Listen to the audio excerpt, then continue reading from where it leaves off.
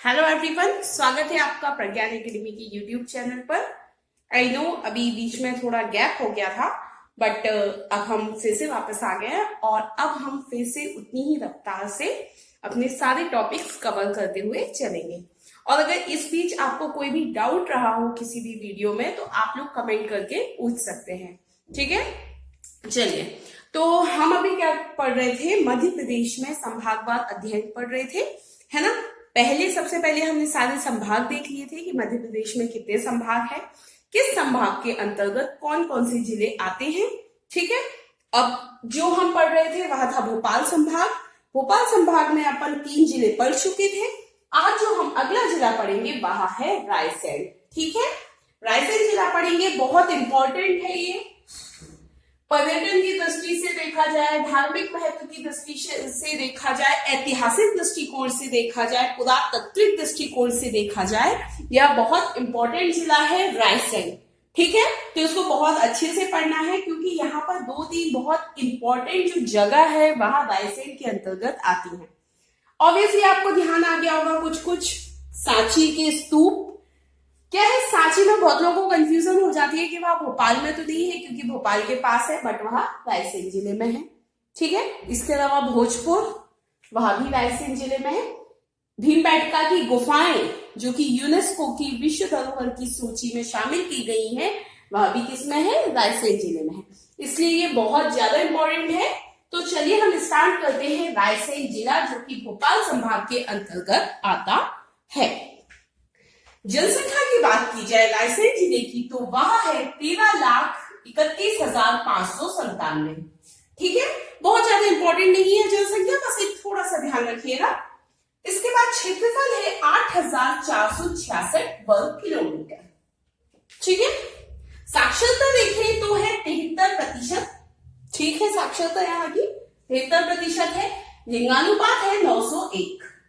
लिंगानुपात थोड़ा कम है ना। लिंगानुपात कितना है? 901, ठीक है।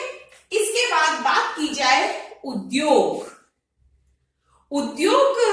की दृष्टिकोण से देखें तो यह मध्य प्रदेश का दूसरा प्रमुख औद्योगिक क्षेत्र है। पहला कौन सा है? पीथमपुर है जो कि धार जिले में आता है, और दूसरा कौन सा है? मंडीदीप, ठीक है, जो कि कहां पर आता है? रायसेन में आता है, ठीक है। मंडीदीप में क्या है? देश की पहली फाइबर ऑप्टिकल फैक्ट्री है, इसलिए ये इंपॉर्टेंट है। ये क्वेश्चन कई बार पूछा गया है। देश की प्रथम फाइबर ऑप्टिकल फैक्ट्री कहाँ है? तो वह कहां पर है? मंडीदीप में है, जो कि किसमें आता है? रायसेन में आता है। फिर दवा उद्योग के लिए भी प्रसिद्ध है ये। मध्य प्रदेश का दूसरा प्रमुख औद्योगिक क्षेत्र है, ठीक है। इसके बाद हिंदुस्तान इलेक्ट्रो ग्रेफाइट फैक्ट्री है रायसेन जिले में, जो कि एशिया की सबसे बड़ी इलेक्ट्रो ग्रेफाइट फैक्ट्री है, ठीक है। हिंदुस्तान इलेक्ट्रो ग्रेफाइट फैक्ट्री, तो ये पूछा जा सकता है कि कहां पर है? तो कहां पर है? रायसेन जिले में है। फिर एक बहुत महत्वपूर्ण नदी का उद्गम भी होता है यहां से, जिसको कि मध्य प्रदेश की गंगा कहा जाता है। रायसेन के कुम्भा गांव से बेतवा नदी का उद्गम होता है, ठीक है। रायसेन के कुम्भरा गांव से बेतवा नदी का उद्गम होता है। कई बार ऑप्शन में कुम्भरा गांव ना दिया हो, रायसेन दिया हो, तो आपको रायसेन पर टिक करना है, ठीक है। फिर मृगेंद्र नाथ की गुफा है पाटनी गांव में, जो कि कहां पर आता है? रायसेन जिले में आता है, ठीक है। मृगेंद्र नाथ की गुफाएं, ठीक है, जो कि प्राग ऐतिहासिक कालीन है। मैंने कहा ना, ऐतिहासिक दृष्टिकोण से बहुत इंपॉर्टेंट है ये रायसेन जिला, ठीक है। मृगेंद्र नाथ की गुफा क्या है? प्राग ऐतिहासिक कालीन है। बनगांव में प्राग ऐतिहासिक शैल चित्र है। शैल चित्र है जो कि शैलों पे बनाए जाते हैं, उन्हें शैल चित्र कहते हैं। फिर इसके बाद सांची में बौद्ध स्तूप, तो यह तो विश्व विख्यात है। मतलब इनको हम सिर्फ ये नहीं कह सकते कि सिर्फ मध्य प्रदेश में या सिर्फ भारत में, ये तो विश्व विख्यात है। विदेशों से भी कई जो बौद्ध यात्री होते हैं वे आते हैं और बौद्ध स्तूप के दर्शन करते हैं। यहाँ पर भ्रमण के लिए वे आते हैं, ठीक है। बौद्ध जगत की यह एक पवित्र नगरी है सांची, ठीक है। प्राचीन नाम क्या है सांची का? काकड़ाएं या फिर बौद्धश्री पर्वत, ठीक है, ये दो प्राचीन नाम है। फिर सांची में ही बौद्ध भारतीय ज्ञान अध्ययन विश्वविद्यालय का स्थापित किया गया है उसको। ठीक है, कहां पर किया गया है? चपना तहसील में। ठीक है, चपना तहसील जो कि सांची के अंतर्गत आती है, वहां पर बौद्ध भारतीय ज्ञान अध्ययन विश्वविद्यालय, ठीक है, इसको स्थापित किया गया है। अगला आ जाता है बहुत इंपॉर्टेंट भीमबेटका। भीमबेटका कहां पर है? ओबेदुल्लागंज में है। ठीक है, रायसेन के ओबेदुल्लागंज में है भीमबेटका। बहुत ज्यादा इंपॉर्टेंट है ये, इस पे अलग से 3 नंबर में क्वेश्चन पूछा जा चुका है और आगे भी चांसेस है कि इसमें से क्वेश्चन आते हैं। और अगर आप दूसरे भी एग्जाम्स की तैयारी कर रहे हैं, जैसे कि व्यापम में कांस्टेबल या एसआई की तैयारी कर रहे हैं, तो उसमें भी ये क्वेश्चन कई बार पूछा गया है, तो ये बहुत इंपॉर्टेंट है। अब मैं आपको ये बता देती हूं कि इसमें याद रखने योग्य बातें क्या क्या है जो कि आपको भीमबेटका के बारे में याद रखनी है। आप एक काम कीजिए, एक अलग से हेडिंग डाल दीजिए भीमबेटका ऐसे करके। ठीक है,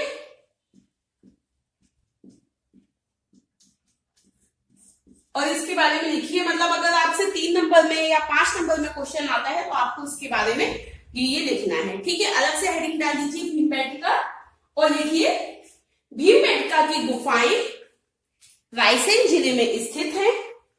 भीमबेटका की गुफाएं रायसेन जिले में स्थित हैं। ठीक है, ठीक है, रायसेन के ओबेदुल्लागंज में है, जो कि आदि मानव द्वारा बनाए गए, जो कि आदि मानव द्वारा बनाए गए शैल चित्रों और शैलाश्रयों, शैल चित्रों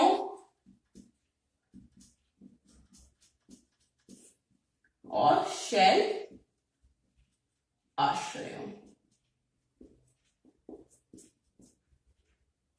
शैल आश्रयों, जो कि आदि मानव द्वारा बनाए गए शैल चित्रों और शैल आश्रयों के लिए प्रसिद्ध हैं। इनकी खोज, ये बहुत इंपॉर्टेंट है, मतलब ये जितनी चीजें मैं आपको लिखवा रही हूं वह सारे प्रीलिम्स के एक एक नंबर के क्वेश्चन हैं, मतलब एक एक क्वेश्चन है ये प्रीलिम्स के। ठीक है, और मेंस में भी आ सकता है। ठीक है, तो इनकी खोज स्वर्गीय डॉक्टर विष्णुधर वाकणकर, डॉक्टर विष्णुधर वाकणकर, ये प्रीलिम्स में पूछा जा चुका है। भीमबेटका की खोज किसने की थी? विष्णुधर वाकणकर ने वर्ष 1957-58, ईयर भी याद रखना है आपको।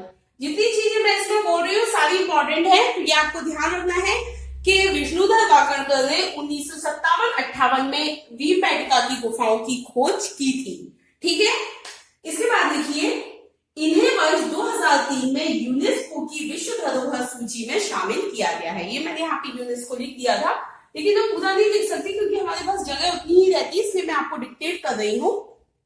इन्हें वर्ष 2003 में यूनेस्को की विश्व धरोहर की सूची में शामिल किया गया है।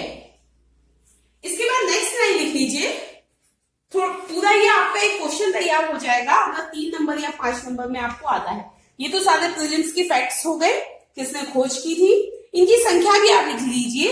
इन गुफाओं की संख्या 600 है। ठीक है, 600। इसमें देखो फिर नेक्स्ट लाइन, ये गुफाएं मध्य प्रदेश की प्राचीनतम संस्कृति का प्रतिनिधित्व करती हैं। यहां से पूर्व पाषाण कालीन संस्कृति की गुफाओं का शैलाश्रय प्राप्त हुआ है।